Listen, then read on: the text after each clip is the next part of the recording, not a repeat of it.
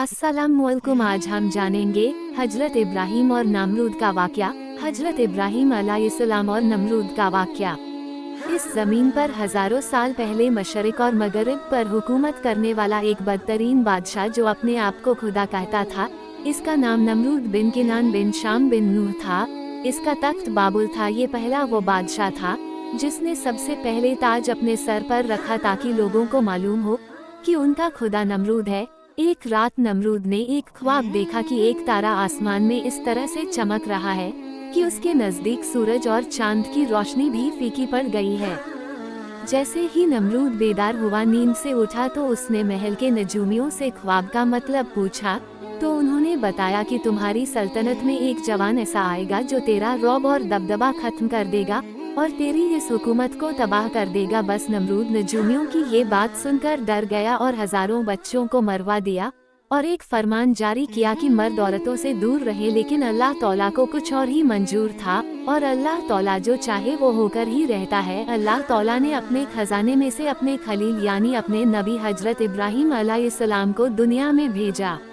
तारीख ने लिखा कि जब हजरत इब्राहिम अलैहिस्सलाम की पैदाइश हुई तब हजरत इब्राहिम अलैहिस्सलाम की वालिदा कई सालों तक उस इलाके से बाहर रहीं, लेकिन नमरूद के जुल्म के डर से उन्होंने अपने बेटे यानी हजरत इब्राहिम अलैहिस्सलाम को एक गार में छुपा दिया और बेटे को दूध पिलाने वो गार में आती और दूध पिलाकर वापस बाबुल चली जाती।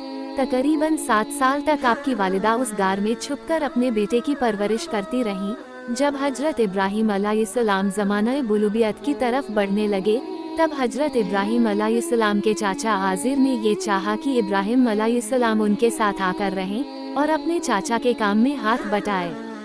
हजरत इब्राहिम अलैहिस्सलाम जब शहर में आकर रहने लगे तब हजरत इब्राहिम अलैहिस्सलाम ने देखा कि कोई सूरज की इबादत कर रहा है तो कोई आग को खुदा मान रहा है और कोई बुतों को अपना खुदा मान रहा है तो कोई नमरूद को खुदा कह रहा है। तो हजरत इब्राहिम अलैहिस्सलाम फरमाने लगे कि खुदा तो वो है जो हर चीज पर कुदरत रखता है। ये सूरज तो शाम होते ही डूबकर गायब हो जाता है, ये कैसे खुदा हो सकता है? और ये आग तो पानी से बुझ जाती है, भला ये कैसे खुदा हो सकती है? और ये नमरूद हमारी तरह सो जाता है, बीमार हो जाता है, ये खुदा कैसे हो सकता है?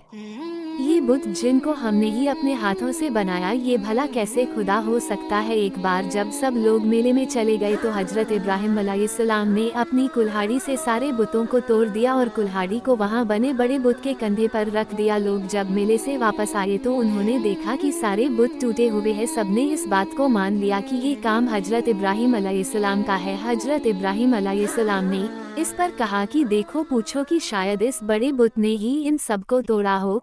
सब हैरत से इब्राहिम अलैहिस्सलाम से कहने लगे कि ये पुतला भला कैसे तोड़ सकता है? उसके बाद हजरत इब्राहिम अलैहिस्सलाम फरमाने लगे कि मैं भी तो यही कहना चाहता हूँ कि जब ये बुत किसी को तोड़ नहीं सकता तो फिर ये हमारा खुदा कैसे हो सकता है? इसके बाद नमरूद आग बबूला हो गया और उसने ये हुक्म दे दिया कि एक बड़ी आग जलाई जाए और इब्राहिम को इस तरह से उस आग में जलाया जाए कि लोग इससे एक सबक हासिल कर ले। 2 सालों तक लकड़ियों को जमा किया गया और एक बहुत बड़ी आग जलाई गई तो फरिश्तों ने अल्लाह तौला की बारगाह में एक फरियाद की, ऐ अल्लाह, हमें हुक्म दे कि हम तेरे खलील को बचा सके।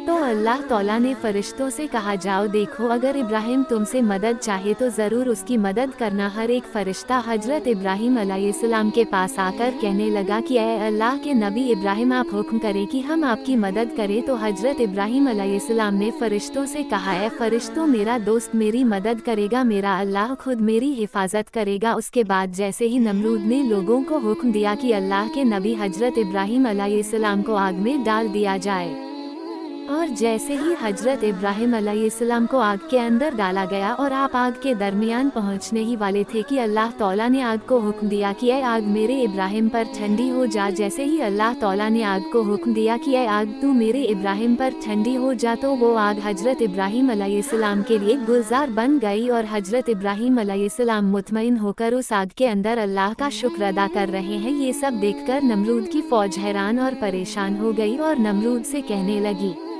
कि यह नमरूद हमारे खुदाओं से ज्यादा ताकतवर तो इब्राहिम का खुदा है, आग तो उसका कुछ भी नहीं कर पाई। नमरूद ने कहा अच्छा ऐसा है। उसके बाद हजरत इब्राहिम अलैहिस्सलाम को बुलाकर नमरूद उनसे कहने लगा जाओ अपने खुदा को कह दो कि कल वो अपनी फौज तैयार करे और मैं भी अपनी फौज तैयार करता हूँ, कल मुकाबला रूबरू होगा। नमरूद जो पूरी दुनिया पर हुकूमत करता था, उस वक्त जमीन का सबसे बड़ा बादशाह था, उसने अपनी फौज को तैयार किया और एक ऊंची इमारत पर नमरूद खड़े होकर कहने लगा कि कोई है मुझसे ताकतवर तो मेरे सामने आए और मेरा मुकाबला करे। उसके बाद अल्लाह तौला ने मच्छरों को हुक्म दिया कि जाओ इस नमरूद की फौज को खत्म कर दो। अचानक वहाँ बड़े बड़े मच्छर आए और नमरूद की फौज के एक एक शख्स का खून और गोश्त खा गए। नमरूद बहुत हैरानी के साथ अपनी फौज का ये हाल देख ही रहा था कि अचानक एक लंगड़ा मच्छर नमरूद की नाक में घुस गया। नमरूद परेशान होकर अपने सर को दीवारों पर मारने लगा, कोई मुझे बचाए, लेकिन अफसोस अल्लाह तौला का अजाब जब आता है तो कोई भी किसी को बचा नहीं सकता।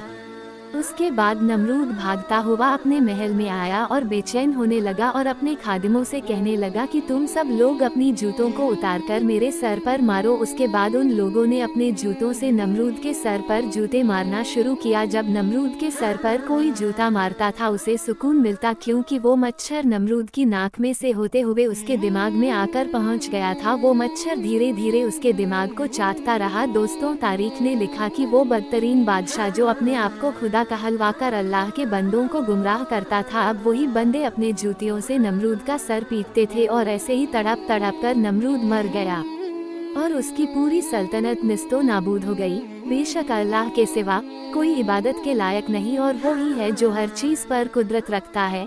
सलाम हो अल्लाह के नबी हजरत इब्राहिम अलैहिस्सलाम पर। मोहतरम अजीज दोस्तों, इस वाक़या से हम सबको नसीहत और इबरत हासिल कर मेरी वीडियो को ज़्यादा से ज़्यादा शेयर करें, लाइक करें और सब्सक्राइब ज़रूर करें और बेल आइकॉन प्रेस करना न भूलें। अल्लाह हाफ़िज़।